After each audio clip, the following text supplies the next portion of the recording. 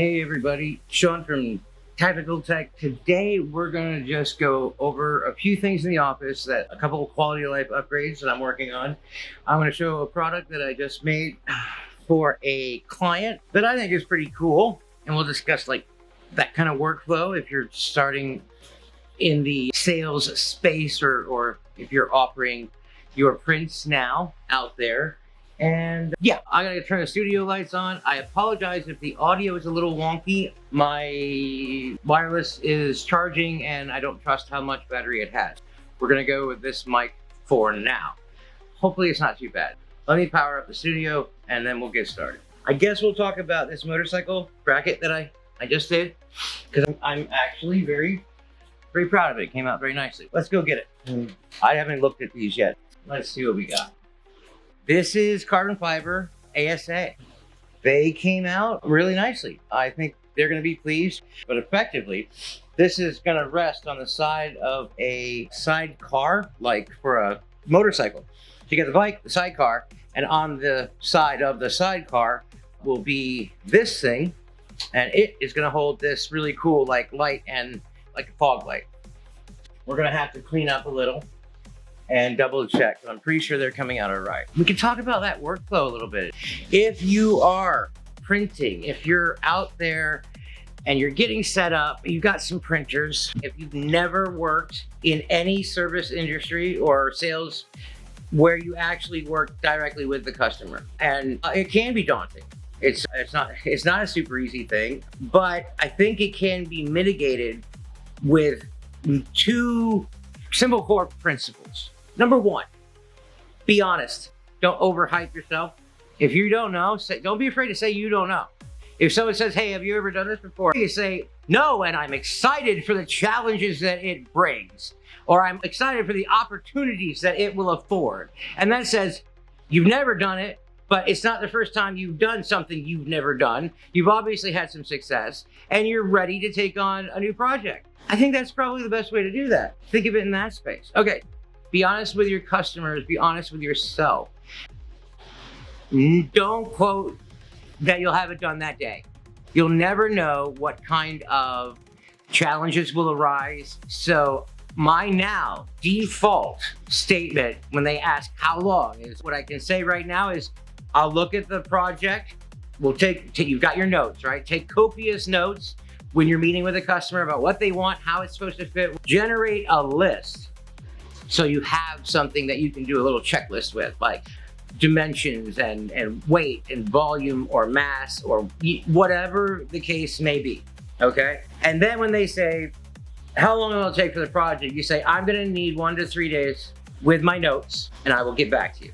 If it's simple or stupid or something you are 100% sure, then you just, answer. But if you're not 100% sure, not even 99, if you don't know, yes, I've got that file in my computer right now on the slicer, all I have to do is hit print.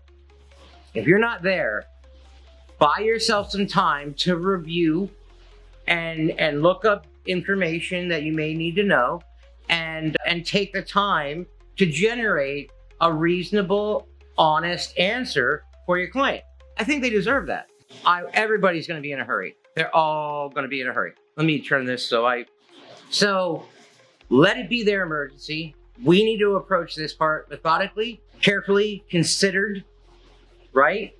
We take our time, we figure out an approach, because if you rush, if you run, you risk slipping and falling and breaking your face. Or in the business terms, missing some detail that was vital and failing the contract. So take your time. Don't let them pressure you into being in a hurry. Okay, we'll go into a specific example here in a moment and we'll talk about that. But no, you know what? We'll do it now. A customer that I'm working with right now wants to do a windshield mount. So 24 by 36-ish piece of plexiglass that's gonna act as a windscreen for the sidecar. I don't know if I can print that, let me think on that. So I told him, I said, give me some time. Give me a day to just think of how we can do it, because we're not going to get it all printed in one piece. So sat down, my process, start drawing. Get the old pencil and paper out and start just doodling, make a doodle. And this is a doodle, right? So I started doodling and drawing and just thinking, and I started chatting with the chat. I said, look, oh, hey, let's ask the chat. How do we find out how much force is going to be applied to that size piece of glass at an average speed of, say, 65 miles an hour, which hopefully, probably over for a motorcycle with a sidecar. Good to overestimate.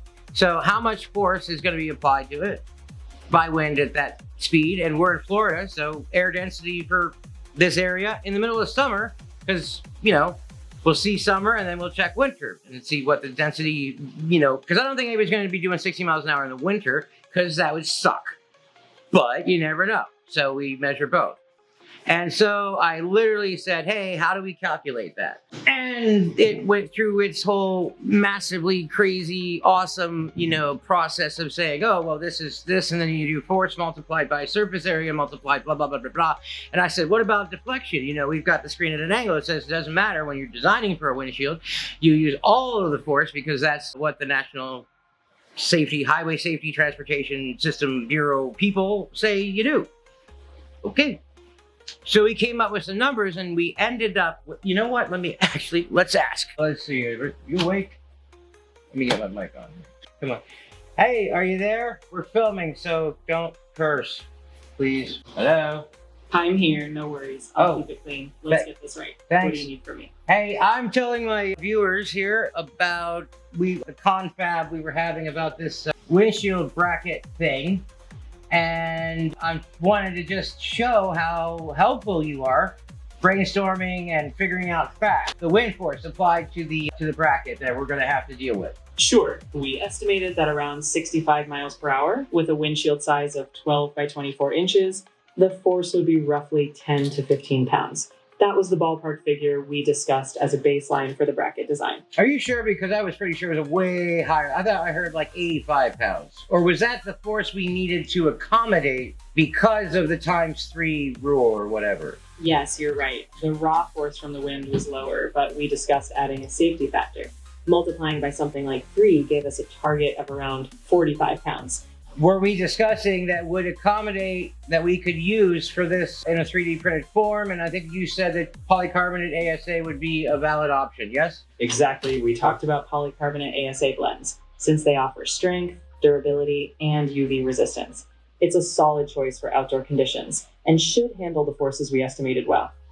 What products are available that we could use for extra UV protection? Keeping in mind, we're still going to use the polycarbonate ASA filament, but let's go ahead and give it every chance it can to have the longest lifespan. So what do we got that would add waterproofing, UV protection, anything else that we can do?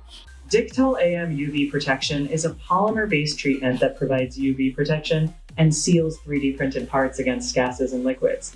It helps prevent discoloration and UV degradation, seals micropores and cracks, and withstands temperatures up to 200 degrees Celsius. It can be applied by spraying, dipping, or brushing, and it improves the durability and lifespan of parts exposed to sunlight and varying conditions. Does it yellow, or am I going to have any like white, you know, kind of powdery residue over time, or what do you think? Dictol is designed to be transparent once cured, so it won't yellow or leave a visible residue if applied properly. It maintains a clear finish, keeping your part's appearance intact while providing protection. Okay, so